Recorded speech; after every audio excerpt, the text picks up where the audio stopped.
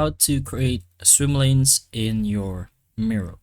So one of the best ways to do this is to make use of, let's say, their AI or your sidekick. But if you don't want to do that, you could always go ahead and make it manually, although it will of course take somewhat longer, but it's a creation that you have full control with. But in our case, we're just gonna use the sidekick over here, and we can just go ahead and ask our sidekick to create ourselves a swim lane template. So it's gonna generate us one directly into our table. So we're gonna ask for something like that.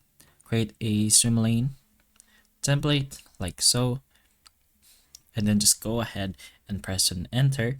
And once sidekick is done thinking, it will bring you back to your table automatically, and it will create a swim lane diagram template in your Miro. It's gonna generate some for you, and it is gonna take some time. Depending on your prompt, you could add more details if you'd like. And once that's done, you could press on add to canvas. As you can see, you'll have it over here. And then other than that, you can customize your swim lanes by maybe you want to resize your rows. You could add the colors if you'd like. You can place more shapes in the single swim lane, or even the signals inside each lane to represent tasks. You can use the arrows or connectors if there's some missing ones or there's too many.